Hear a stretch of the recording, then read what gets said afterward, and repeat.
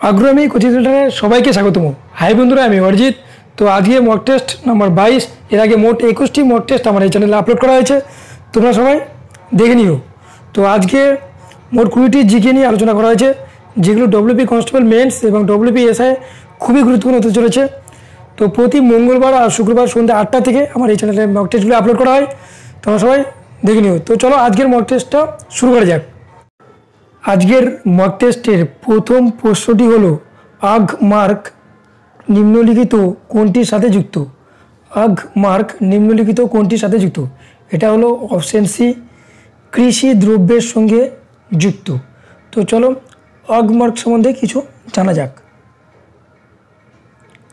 তো আগ মার্ক চিহ্নিত করার দায়িত্ব রয়েছে ভারত সরকারের বিপণন ও পরিদর্শন অধিদপ্তর। কোনো পণ্যের ক্ষেত্রে এই চিহ্ন প্রযোজ্য। এটা হচ্ছে কৃষিজ পণ্যের ক্ষেত্রে এই চিহ্ন প্রযোজ্য, এই চিহ্নটা দেওয়া হয়। হগমার্ক চিহ্ন মানে এই চিহ্নটা, ওকে। আর কবে থেকে এটা প্রযোজ্য করা হয়েছিল? 1937 সাল থেকে প্রযোজ্য, আর 1986 সালে এটা সংশোধন করা হয়। বিশেষ দ্রষ্টব্য, ভারতের বিভিন্ন কৃষি পণ্যের গুণমান নির্দিষ্ট করার জন্য আগমার্ক ব্যবহার করা হয়। এটি 1937 সালের আইন দ্বারা স্বীকৃত পায়, কিন্তু 1986 সালে এর নীতিকে সংশোধন করা হয়। বর্তমানে বিভিন্ন ধরনের ডাল, শস্য, প্রয়োজনীয় ওষুধ, উদ্ভিজ তেল, ফলমূল, শাকসবজি এবং ভার্মিকেলি মতো আধা প্রক্রিয়াভুক্ত পণ্য সহ প্রায় 213টি পণ্য দ্রব্যের গুণমান নির্ধারণ করে থাকে এই আগমার্ক। ভারতের প্রধান কেন্দ্রীয় আগমার্ক গবেষণা কেন্দ্রটি কোথায় আছে? নাগপুরে অবস্থিত। এছাড়াও ভারতের প্রধান 11টি শহরে আগমার্কের জাতীয় গবেষণা কেন্দ্র রয়েছে, ওকে। পরের প্রশ্ন, উত্তরবঙ্গের প্রবেশদ্বার কাকে বলে? উত্তরবঙ্গের প্রবেশদ্বার কাকে বলে? অপশন বি, শিলিগুড়িকে বলে উত্তরবঙ্গের প্রবেশদ্বার। তো বর্ধমানকে কি বলে? বর্ধমানকে বলে ধানের গোলা বা ধানের ভাণ্ডার। আর ক্যানিংকে কী বলে? সুন্দরবনের প্রবেশদ্বার। আর হাওড়াকে কী বলে? হাওড়াকে বলে ভারতের গ্লাসগো বলে, ওকে। পরের প্রশ্ন, পশ্চিমবঙ্গের কোন জেলায় মামা ভাগ্নে পাহাড় আছে? খুবই গুরুত্বপূর্ণ প্রশ্ন। পশ্চিমবঙ্গের কোন জেলায় মামা ভাগ্নে পাহাড় আছে? তো আনসার হবে অপশন বি, বীরভূম জেলায়। বীরভূম জেলায় কি মামা ভাগ্নে পাহাড় আছে। আর পুরুলিয়া জেলায় কি আছে? পুরুলিয়া জেলায় আছে অযোধ্যা, জয়চণ্ডী আর পাঞ্চেত পাহাড়। এই 3টে পাহাড় আছে পুরুলিয়া জেলায়, ঠিক আছে। আর বাঁকুড়া জেলায় কি আছে? বাঁকুড়া জেলায় হচ্ছে শুশুনিয়া, বিহারীনাথ পাহাড়, ওকে। পরের প্রশ্ন, এলাহাবাদ প্রশস্তি কে রচনা করেন? তো এলাহাবাদ প্রশস্তি কে রচনা করেন? এলাহাবাদ প্রশস্তি রচনা করেছেন এই 4টে অপশনের মধ্যে অপশন বি, হরিসেন। তো হরিসেন কার সভাকবি? হরিসেন সমুদ্রগুপ্তের সভাকবি। হরিসেন কার সভাকবি? সমুদ্রগুপ্তের সভাকবি। তো ভারতের নেপোলিয়ন বলে আখ্যা দেওয়া হয়েছে সমুদ্রগুপ্তকে। কে দিয়েছে? ঐতিহাসিক ভিনসেন্ট স্মিথ তার আর্লি হিস্ট্রি অফ ইন্ডিয়া গ্রন্থে ঐতিহাসিক ভিনসেন্ট স্মিথ সমুদ্রগুপ্তকে ভারতের নেপোলিয়ন বলে আখ্যা দিয়েছে, ওকে। আর আয়ল শিলালিপি কার লেখা? আয়ল শিলালিপি হচ্ছে অপশন এ, রবিকীর্তি। তো এই রবিকীর্তি কার সভাকবি ছিল? চালুক্য রাজা দ্বিতীয় পুলকেশী, ওকে। আর গঞ্জাম লিপি কার সম্বন্ধে জানা যায়? গঞ্জাম লিপি হচ্ছে কার সম্বন্ধে জানা যায়? শশাঙ্কের সম্বন্ধে জানা যায়। আর জুনাগড় প্রশস্তি কার সম্বন্ধে জানা যায়? জুনাগড় প্রশস্তি কার সম্বন্ধে জানা যায়? শকদেব মহাক্ষত্রপের সম্বন্ধে জানা যায়, ওকে। তো চলো আরও কিছু ইম্পর্টেন্ট জেনে নেওয়া যাক। তো গ্রুপ ধ্বংসলিপি, ব্যাট্রো গ্রিক রাজ হেলিওডোরাস, কালিমপুরের তাম্রলিপি ধর্মপাল, সম্পদ লিপি কনিষ্ক, ভিতারি লিপি স্কন্দগুপ্ত, বোগাজখই লিপি আর্য জাতির রাজাদের সম্পর্কে কলিঙ্গ লিপি অশোক, তাঞ্জলি লিপি প্রথম রাজেন্দ্র চোল, ইরান লিপি দ্বিতীয় চন্দ্রগুপ্ত, দেওয়াপাড়া প্রশস্তি বিজয় সেন, আদিগম্পা লিপি কলিঙ্গ রাজা খারবেল, গোয়ালিয়র প্রশস্তি পতিয়ার রাজ প্রথম ভোজ, ওকে। পরের পরের প্রশ্ন, পশ্চিমবঙ্গের কোথায় সিংখোনা চাষ হয়? তো পশ্চিমবঙ্গের কোথায় সিংখোনা চাষ হয়? তো এটা 4টে অপশনের মধ্যে অপশন ডি, দার্জিলিংয়ের মম্পুতে। খুবই গুরুত্বপূর্ণ প্রশ্ন, এটা ম্যাক্সিমাম পরীক্ষায় এসছে। ওকে, তাহলে দার্জিলিংয়ের মম্পুতে সিংখোনা চাষ হয়। তাহলে এই সিংখোনা কি? নাইট্রোজেন গঠিত যুক্ত রেচন পদার্থ। সিংখোনা গাছের বাকলে কুইনাইন পাওয়া যায়। তাহলে সিংখোনা গাছের বাকলে কী পাওয়া যায়? কুইনাইন পাওয়া যায়। তাহলে এই কুইনাইনটা হচ্ছে নাইট্রোজেন গঠিত যুক্ত রেচন পদার্থ। ওকে, আর এই কুইনাইনের মাধ্যমে কী হয়? ম্যালেরিয়ার ঔষধ তৈরি হয়। পরের প্রশ্ন, মল্লে মিন্টো সংস্কার কত সালে ঘোষিত হয়? মল্লে মিন্টো সংস্কার কত সালে ঘোষিত হয়? Option A 1909। 1909 মল্লে মিন্টো সংস্কার ঘোষিত হয়। তো চলো আরও ইম্পর্টেন্ট কিছু সাল দেখে নেওয়া যাক। যেমন 1905 বঙ্গভঙ্গ ও স্বদেশী আন্দোলন হয়েছিল। 1905-এ বঙ্গভঙ্গ স্বদেশী আন্দোলন হয়েছিল। আর 1906 কী হয়েছিল? 1906-এ ঢাকায় মুসলিম লীগের প্রতিষ্ঠাতা হয়েছিল। ঢাকায় মুসলিম লীগের প্রতিষ্ঠাতা। আর 1908-এ ক্ষুদিরাম বসুর প্রাণদণ্ড হয়েছিল। 1909-এ মল্লে মিন্টো সংস্কার। আর 1911-তে বঙ্গভঙ্গ রদ হয়েছিল। দিল্লি দরবার পঞ্চম জর্জ মেরির ভারতে আগমন। কলকাতা থেকে দিল্লিতে রাজধানী স্থানান্তর করা হয়েছিল। ওকে, পরের প্রশ্ন, ভারতের প্রত্নতত্ত্বের জনক কাকে বলে?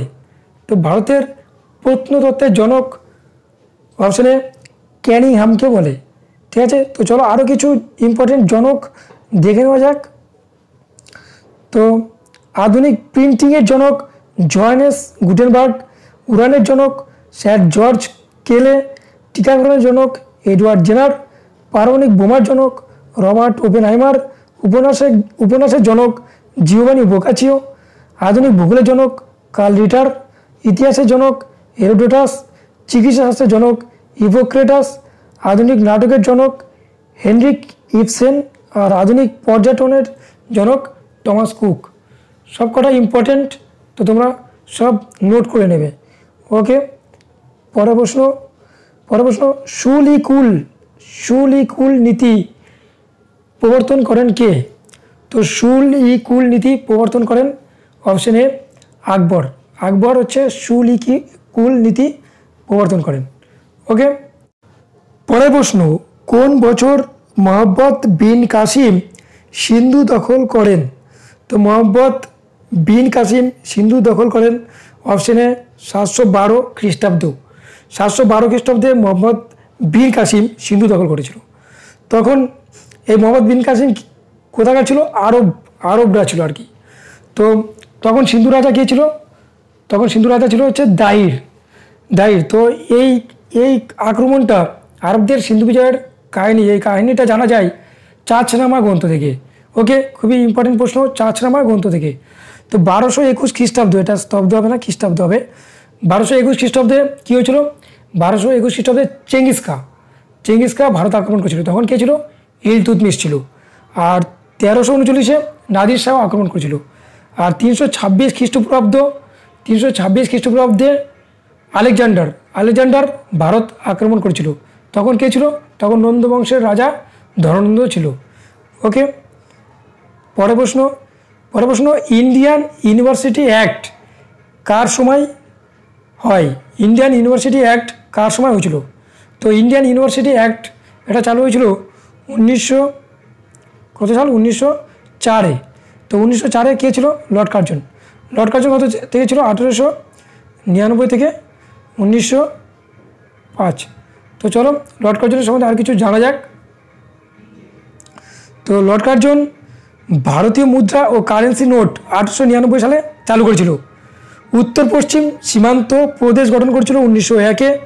স্যার এন্ড্রু ফ্রেজারের নেতৃত্বে পুলিশ কমিশন নিয়োগ করেছিল 1902-এ। ভারতীয় বিশ্ববিদ্যালয় আইন, যেটা বললাম ইন্ডিয়ান ইউনিভার্সিটি অ্যাক্ট 1904। প্রাচীন মনুমেন্ট সংরক্ষণ আইন, এটা 1904। ইয়ং হাজব্যান্ড মিশন তিব্বত অভিযান 1904। আর বঙ্গভঙ্গ 1905। ওকে, পরের প্রশ্ন, ভারতের প্রথম ভারতের প্রথম রিমোট সেন্সিং স্যাটেলাইট কোনটি? তো ভারতের প্রথম রিমোট সেন্সিং স্যাটেলাইট হলো অপশন সি IRS-1A। IRS-1A হলো ভারতের প্রথম রিমোট সেন্সিং স্যাটেলাইট। ওকে, পরের প্রশ্ন মণিপুরকে ভারতের মণি কে বলেছেন? মণিপুরকে ভারতের মণি কে বলেছেন? তো অপশন বি জওহরলাল নেহরু বলেছে। ওকে, তো মণিপুর স্টেটের সম্বন্ধে কিছু জানা যাক। তো সাংহাই হরিণ পাওয়া যায় মণিপুর রাজ্যে, লোকটাক হ্রদ মণিপুরে আছে, কেইবুল লামজো একটি ভাসমান জাতীয় পার্ক যেটা হচ্ছে পৃথিবীর মধ্যে ভাসমান জাতীয় পার্ক যেটা হচ্ছে মণিপুরে আছে।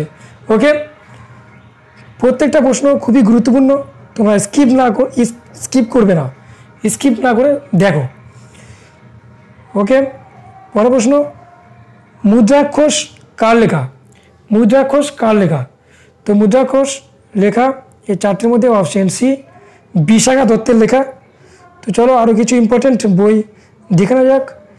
তো দানসাগর অদ্ভুত সাগর লেখা বল্লাল সেন, সূর্য সিদ্ধান্ত আর্য সিদ্ধান্ত হচ্ছে আর্যভট্ট, রত্নাবলী প্রিয়দর্শিকা নাগনন্দা হর্ষবর্ধন, অভিজ্ঞান শকুন্তলাম মেঘদূত কুমার সম্ভব, মালবিকাগ্নিমিত্রম কালিদাসের লেখা, মিলিত পন্নাহ নাগসেনের লেখা, বৃহৎ কথা গুন্নাড্ডর লেখা, রাজনীতি শুক্রাচার্য, বুদ্ধচরিত সূত্রালঙ্কার অশ্বঘোষ, শতসহস্র শিখা প্রজ্ঞাপারমিতা মাধ্যমিক সূত্র নাগার্জুন, মুদ্রারাক্ষস আর দেবী চন্দ্রগুপ্তম হচ্ছে বিশাখা দত্ত, কামসূত্র বাসায়ন, নাট্যশাস্ত্র ভরতমুনি, কৃতার্জুনীয় ভারবীর, বৃহৎসংহিতা পঞ্চম সিদ্ধান্ত হচ্ছে বরাহমির, মত্তবিলাস প্রহসন মহেন্দ্র বর্মন।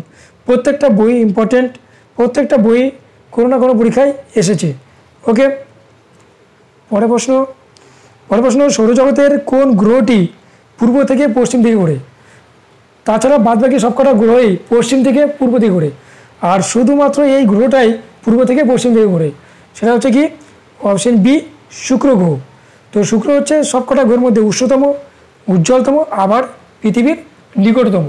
আর সবচেয়ে কোন গ্রহের ঘনত্ব বেশি? সেটা হচ্ছে পৃথিবীর ঘনত্ব সবচেয়ে বেশি। আর কোন গ্রহের ঘনত্ব সবচেয়ে কম? সেটা হচ্ছে অপশন ডি শনির ঘনত্ব সবচেয়ে কম। এই দুটো প্রশ্ন খুবই গুরুত্বপূর্ণ।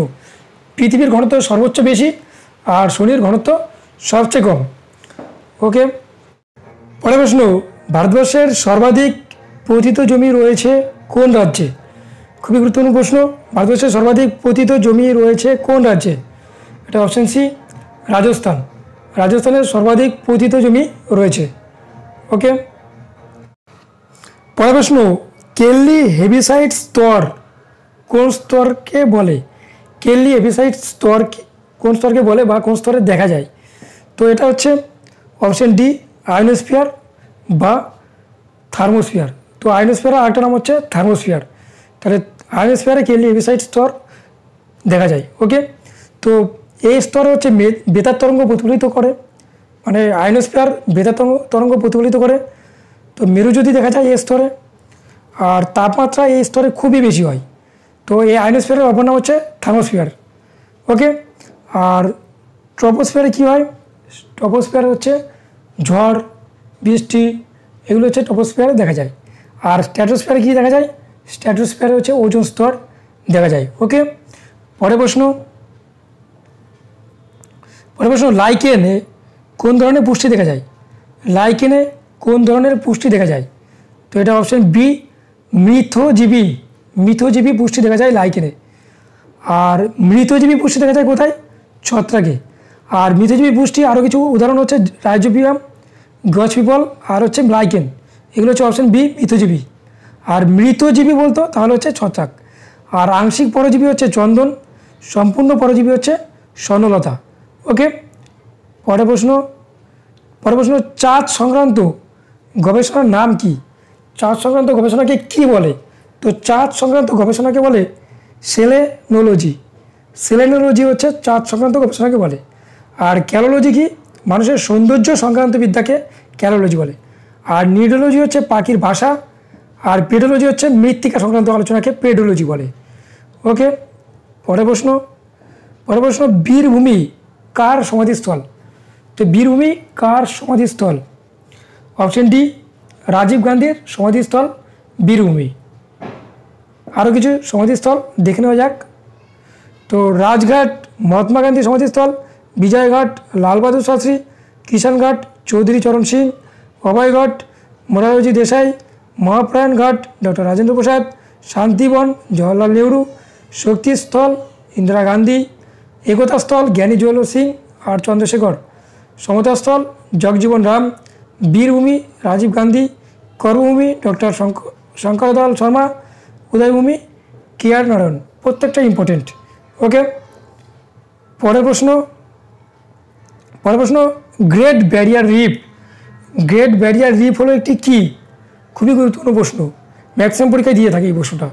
তো গ্রেট ব্যারিয়ার রিফটা হচ্ছে অপশন বি প্রবাল সংগঠন।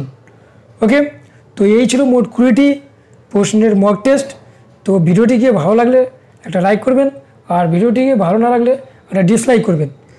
আর আমার চ্যানেল তোমরা যারা নতুন, আমার চ্যানেলটিকে সাবস্ক্রাইব করো, আর সমস্ত নোটিফিকেশন সবার আগে পাওয়ার জন্য পাশে থাকা বেল আইকনটা ক্লিক করো। তো চলো, দেখা হচ্ছে পরের ভিডিওতে। জয় হিন্দ, বন্দে মাতরম।